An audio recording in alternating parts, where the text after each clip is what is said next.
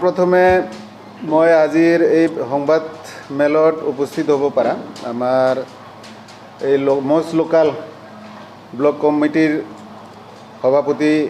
श्रीजुत खोरोम मुसाहारी डांगरिया लगते आमार संबाद मेलत उपस्थित हब पारा गुमा ब्लक कांग्रेस कमिटिर सभापति आनसार आली महाशय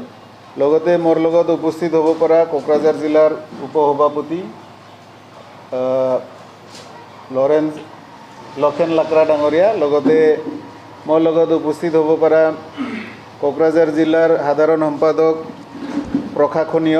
श्री लरेन्स हाजदा डांगरिया और मोर पिछफाले उपस्थित आछे आमार गुमा समष्टिर गुमा ब्लक कांग्रेस कमिटिर साधारण सम्पादक तथा कचुगाँव ब्लक कांग्रेस कमिटिर कर्मीबृंद तो और लगते आमार मजत उपस्थित हब पारा आमार संबाद कर्मी बंधुसकल सर्वप्रथमे मैं आपनालोকক सबके नमस्कार जाचिছোঁ। तो आज आमी संबाद मेलटो किय बहिब लगা हल এই বিষয়ে सर्वप्रथमे मैं आपनालोকক अलप अवगत करिब बिचारिছোঁ कियनो आपनालोके जाने এই সাম্প্রতিক সময়ত आमार भारतवर्षत কি परिवेशটো सृष्टि হৈছে বা কি परिवेशे বিৰাজ কৰিছে কিয়নো আমি দেখিব পাইছোঁ যোৱা 2008 চনৰ পৰাই বিমুদ্ৰাকৰণৰ যি ভয়াবহতা লগতে দেহৰ যে অৰ্থনৈতিক দুৰৱস্থা দেহৰ ৰাইজে মানে এনেকা আৰ্থিক অৱস্থাত কোঙা হৈ পৰিছে তো এইবোৰ মানে কোঙাই এনেকা ধৰণে হৈছে মানে আমাৰ যে মূল্যবৃদ্ধি এই মূল্যবৃদ্ধিত মানে খালি চহৰ অঞ্চল নহয় आमार गाँव अंचलतो बहुत बेया धरणे प्रभाव एटा परिছে कृषकर एने आत्महत्या और नारी निर्यातन निबनुवाসকলৰ যে भयावह रूप और तीव्रभावे যে साम्प्रदायिक এটা মানে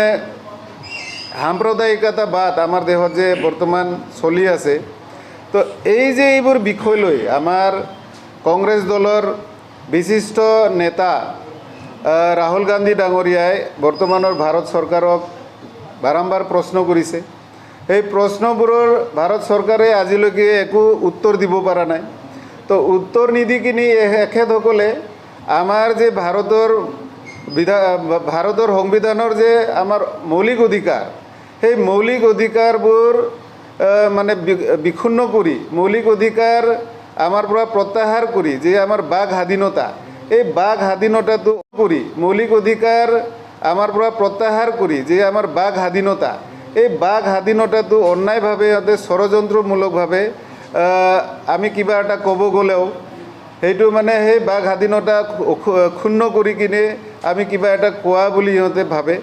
আৰু ইহঁতে এইবোৰ কথাবোৰকে ভয় কৰি কিনে ৰাহুল গান্ধীৰ যি বৰ্তমান সংসদৰ সদস্যতা এই সদস্যতাটো এখেতসকলে ষড়যন্ত্ৰমূলকভাৱে প্ৰত্যাহাৰ কৰালে দেখিব পাইছোঁ আমি এই সাম্প্ৰতিক সময়ত মানে এইটো ইমান সোনকালে ইহঁতে প্ৰত্যাহাৰ কৰালে মানে ভাবিব নোৱাৰা কণ্ডিশ্যন যেনেবা ধৰি লওক 2019ত কৰ্ণাটকত ৰাহুল গান্ধী ছাৰে মানে নিৰ্বাচনীয় যিটো সভা সেই সভাতে তেখেতে কৈছিলে যে आमार भारतवर्षर जे हा सम्पत्तिबिलाक बिक्री হৈ আছে और সেই हा सम्पत्ति बिक्री करार पिছত कोने हा सम्पत्तिबिलाक किनि আছে लगते आमार बैंक और LIC और विभिन्न धৰণৰ आर्थिक प्रतिष्ठानবোৰৰ পৰা যে टका পইচাবিলাক লৈ যায় আছে कोने লৈ যায় আছে এইবিলাক তেখেতে ভাঙি কিনি কৈছিলে আৰু কৈছিলে যে যেহেতুকে এইবোৰৰ মেন গুৰি ধৰোতাই আছিলে আদানী और मोदी टाइटेलर किसुमान मानुबिलाक तो সেই मोदी टाइटेलर मानुबिलाके किय एनेका आमार देशर अर्थनैतिक अवस्थाটো बर्तमान কৰি আছে বুলি তেখেতে কোশ্চেন কৰিছে কিন্তু বাপৰে বাপ বিজেপিয়ে ইমান ভয় কৰিলে না লাজ পালে আমি ক'ব নোৱাৰিলো তাৰ মানে এখেতসকলে মানে তেখেতৰ এই বক্তব্য শুনাৰ লগে লগে তাৰ মানে ৰাহুল গান্ধীৰ ওপৰত আৰু কংগ্ৰেছ দলৰ ওপৰত ইহঁতে মানে যিমান শক্তিৰে জপিয়াই পৰিব লাগে ইহঁতে জপিয়াই পৰিলে और ये फटाफट माने इहते जी केस रेजिस्टार होइसिले सूरतत সেই केसटो जोने केस करिছিল সেই ব্যক্তিজনে কিন্তু स्टे लगाई दिसिले किन्तु कि करिले राहुल गांधीर এই বক্তব্যবিলাক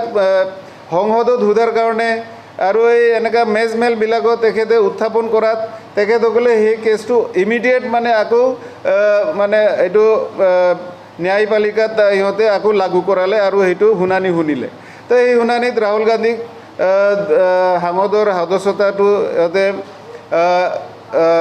এইটো মানে ষড়যন্ত্ৰমূলকভাৱেই আমি ক'ব লাগিব। সিহঁতে এইটো বহিষ্কাৰ কৰালে। লগতে তেখেত যে ঘৰত থাকে, তেখেতৰ যি থকা ঘৰ এজ এ সাংসদ হিচাপে যিটো কোৱাৰ্টাৰ পাইছিলে, সেই কোৱাৰ্টাৰৰ পৰাও তেখেতক খেদি দিলে। আমি খেদি দিয়া বুলি ক'ম, কিয়নো মানে তেখেতৰ যি ঘৰ, সেই ঘৰৰ মানে যিটো ন্যায়পালিকাৰ যিটো ৰায় আছিলে, সেই ৰায়টো তেখেতে উচ্চস্তৰীয় ন্যায়পালিকাত মানে আবেদন কৰাৰ আগতে তেখেতক মানে সেই ঘৰৰ পৰা উলিয়াই দিলে। তো এইবোৰ আমি বুজিব পাৰিছোঁ যে বিজেপি চৰকাৰে সঁচাকৈয়ে আমাৰ কংগ্ৰেছ দলৰ উত্থানত অলপ ভয় কৰিছে। আৰু ৰাহুল গান্ধী আৰু মাজতে এটা কুৱেশ্যন কৰিছিল, যেনিবা 20,000 টকা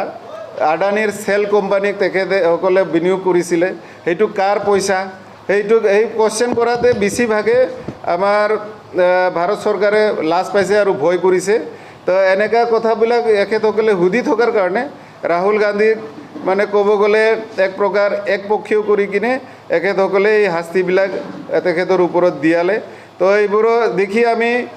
ভাৰতবৰ্ষৰ সংবিধান খৰ্ব হোৱা বুলি আমাৰ অনুভৱ হৈছে।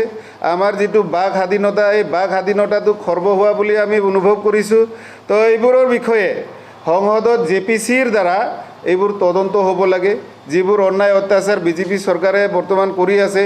আমাৰ জনসাধাৰণৰ ওপৰত, এইবোৰৰ বিষয়ে JPCৰ দ্বাৰা এটা তদন্ত হ'ব লাগে। আৰু ভাৰতৰ নাগৰিকক ইহঁতে জনাব লাগে যে কথাবিলাক সঁচা না মিছা, এইবোৰ ভাৰতৰ জনতাই জানিলেহে, নজনোৱালৈকে আমি এনেধৰণৰ কাৰ্যসূচী লৈ থাকিম। আৰু আমি ভৱিষ্যতে আশা কৰিছোঁ কংগ্ৰেছে যিখিনি মানে বৰ্তমান কাম কৰি আছে,